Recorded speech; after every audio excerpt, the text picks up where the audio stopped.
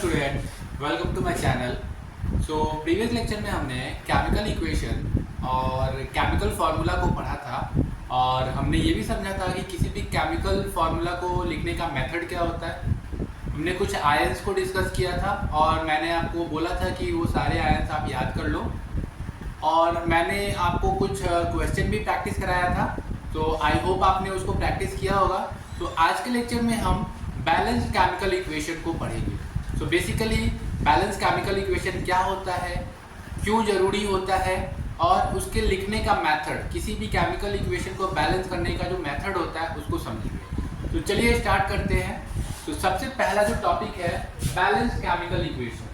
What is balanced chemical equation? So, an equation is called balanced when the number of atoms of each element is the same on both sides of equation, that is on the LHS and RHS.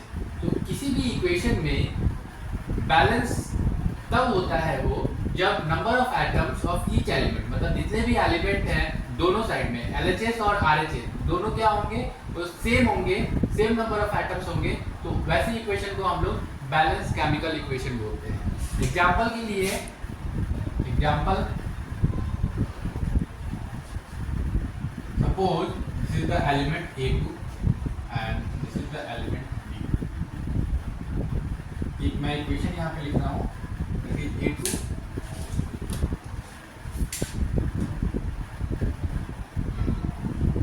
State इसका gas है, B2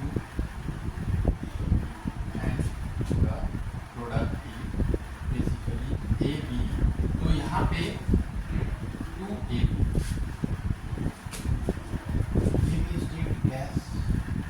तो जो left hand side वाला है इसको हम लोग क्या बोलते हैं, रिएक्टेंट बोलते हैं, और जो राइट हैंड साइड में जो सब्सटेंस बनता है उसको हम लोग बोलते हैं प्रोडक्ट।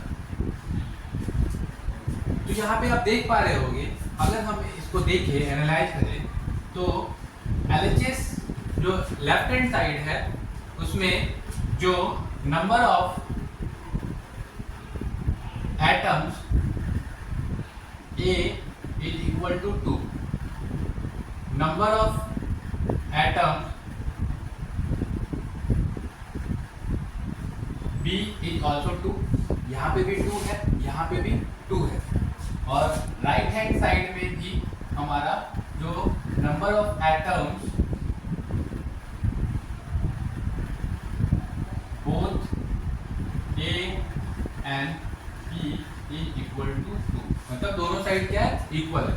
तो मतलब यहाँ पे जो एलिमेंट है इसमें जो एटम्स हैं वो कितने हैं, वो हमारे हर एक एलिमेंट में दो दो एटम्स हैं। उसी तरीके से यहाँ पे भी क्या है, दोनों एलिमेंट में दो दो एटम है। तो ये क्या है, इक्वेशन हमारा बैलेंस है, क्योंकि दोनों साइड में कितने हैं हमारे एटम्स जो है सेम है, सेम अमाउंट ऑफ एटम्स है। इसका मतलब जो इक्वेशन है वो क्या है, हमारा बैलेंस है। इसी को बोलते हैं balanced chemical equation.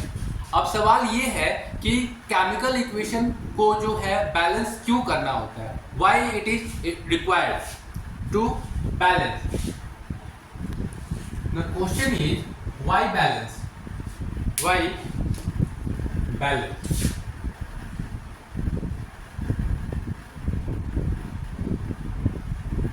Why balance, क्यों हम किसी भी इक्वेशन को बैलेंस करते हैं।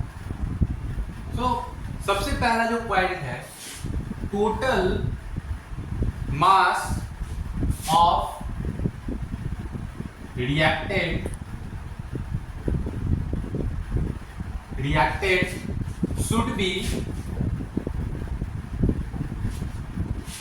should be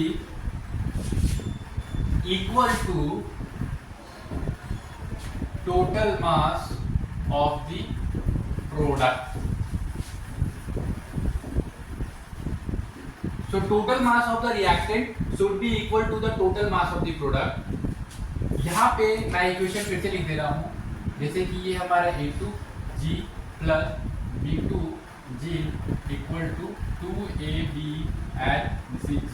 ये हमारा लेफ्ट हैंड साइड, यानी कि मान के चलो इसका जो मास है 4 ग्राम है और इसका मास 6 ग्राम है, तो यहाँ पे जो होगा 10 ग्राम, मतलब दोनों का जो मास है रिएक्टेंट और प्रोडक्ट का वो हमें क्या होना चाहिए, इक्वल होना चाहिए। एंड द सेकेंड इक्वेशन, ये जो केमिकल इक्वेशन है वो क्या फॉलो करता है, law of conservation of mass. और law of conservation of mass क्या होता है, law of conservation mass, law of conservation of mass, and according to this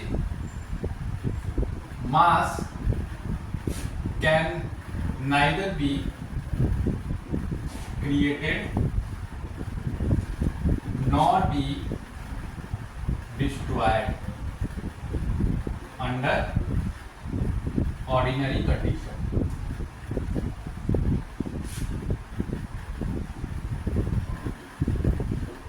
So, सबसे पहला हमारा मास जो होना चाहिए इक्वल होना चाहिए दोनों साइड में, और ये क्या फॉलो करता है हमारा कंजर्वेशन ऑफ मास, मतलब लॉ ऑफ कंजर्वेशन ऑफ मास।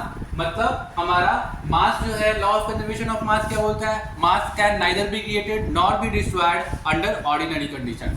तो ये जो है रिक्वायरमेंट है, इसीलिए हम लोग किसी भी इक्वेशन को बैलेंस करते हैं। Now next topic is how we balance chemical equation. तो किसी भी केमिकल इक्वेशन को बैलेंस करने के लिए मैं आपको एक रूल बता रहा हूँ, उस रूल को अगर फॉलो करोगे तो आपके लिए बहुत ही इजी हो जाएगा किसी भी केमिकल इक्वेशन को बैलेंस करना। तो सबसे पहले तो हम रूल को समझते हैं, देन हम फिर क्वेश्चन को प्रैक्टिस करेंगे। तो सबसे पहले किसी भी केमिकल इक्वेशन में हम मेटल को देखते हैं, उस केमिकल इक्वेशन को में मेटल को बैलेंस करते हैं, देन फिर नॉन मेटल को बैलेंस करते हैं, फिर उसके बाद से हम ऑक्सीजन को बैलेंस करते हैं, देन हम लास्ट में हाइड्रोजन को बैलेंस करते हैं। ये हम प्रोसेस को रिपीट करते रहेंगे जब तक हमारा जितने भी एटम्स हैं उस केमिकल इक्वेशन में बैलेंस ना हो जाए। Repeat until all atoms are not balance, मतलब मेटल, फिर non metal, then oxygen, then hydrogen, MnOH। इसी प्रिंसिपल पे हम किसी भी केमिकल इक्वेशन को बैलेंस करेंगे, और ये तब तक रिपीट होता रहेगा जब तक केमिकल इक्वेशन हमारा बैलेंस ना हो जाए। एक इक्वेशन को हम लोग यहाँ पे बैलेंस करके देखते हैं। ये हमारा एक केमिकल इक्वेशन दिया हुआ है, ये क्या है, बैलेंस नहीं है, इसको हम लोग बैलेंस करेंगे। चेक करेंगे हम लोग सबसे पहले मेटल हमारा यहाँ पे Fe है, तो यहाँ पे आप लेफ्ट हैंड साइड में देखोगे तो यहाँ पे एक Fe है, लेकिन यहाँ पे क्या है, 3 है। कितने हैं यहाँ पे, Fe3। तो हम सबसे पहले क्या करेंगे, यहाँ पे इसको बैलेंस कर देंगे, यानी कि यहाँ पे 3 दे दे, यहाँ पे 3 दे दे, दोनों साइड क्या हो गया, 3, इधर भी 3 हो गया, इधर भी 3 हो गया। देन हम क्या देखते हैं, नॉन मेटल, क्योंकि हमारा इस इक्वेशन में कोई भी नॉन मेटल नहीं दिया हुआ, तो फिर हम क्या करेंगे, ऑक्सीजन को देखेंगे। तो ऑक्सीजन हमारा जो लेफ्ट हैंड साइड में है ऑक्सीजन 1 है, लेकिन राइट हैंड साइड में हमारा ऑक्सीजन कितना है, 4 है। अब हम क्या करेंगे, इस वाले इक्वेशन को देखेंगे 4, यानी कि हमारा ये क्या हो जाएगा, 4, यानी कि 4।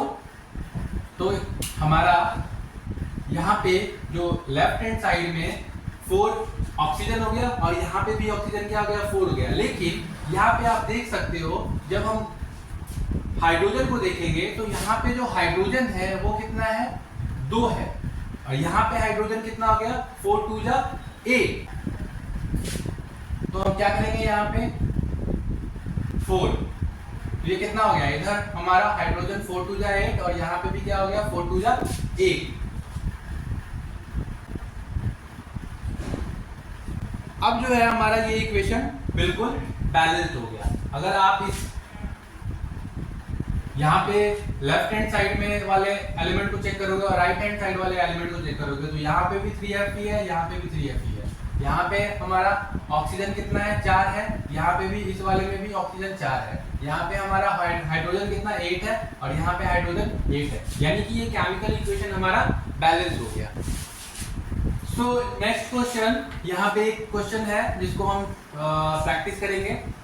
सो Cu2 plus Cu2S, that product is Cu plus SO2, इसको हमको बैलेंस करना है। तो सबसे पहले हम मेटल को चेक करेंगे, यानी कि यहाँ पे Cu2 यानी कि कॉपर इधर 2 2 4, और यहाँ पे कितना है, 1 है, तो हम लोग क्या करेंगे, यहाँ पे 4। अब क्या करेंगे, हम यहाँ पे चेक करेंगे नॉन मेटल, यानी कि हमारा ये S यानी कि यहाँ पे कितना है, 1 है, यहाँ पे 1 है, यानी कि ये बैलेंस है। अब क्या चेक करेंगे, ऑक्सीजन इस वाले साइड में क्या हो गया, 1 है, और यहाँ पे ऑक्सीजन कितना है, 2 है, तो हम ऑक्सीजन को बैलेंस करेंगे, तो यहाँ पे क्या लिखेंगे, 2। अब यहाँ पे चेक करोगे, ये जो है हमने यहाँ पे जो मेटल को बैलेंस किया था वो क्या हो गया, गड़बड़ हो गया। अब क्या करेंगे, हम फिर से इसको प्रोसेस को रिपीट करेंगे। तो रिपीट करेंगे प्रोसेस, तो फिर से हम मेटल को चेक करेंगे, यानी कि यहाँ पे क्या आएगा 2 2 4 4 2 6, यहाँ पे कितना है 4, तो यहाँ पे 4 की जगह पे हम क्या लिखेंगे 6 लिख देंगे।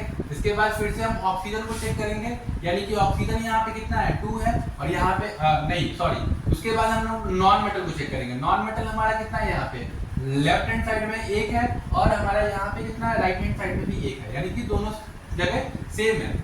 ऑक्सीजन को देखेंगे हम, ऑक्सीजन इस साइड में कितना है, राइट हैंड साइड में 2 एंड लेफ्ट हैंड साइड में 2, यानी कि हमारा अब जो केमिकल इक्वेशन है फुल्ली बैलेंस्ड है। तो इस तरीके से हम किसी भी केमिकल इक्वेशन को बहुत ही इजी वे में बैलेंस कर सकते हैं।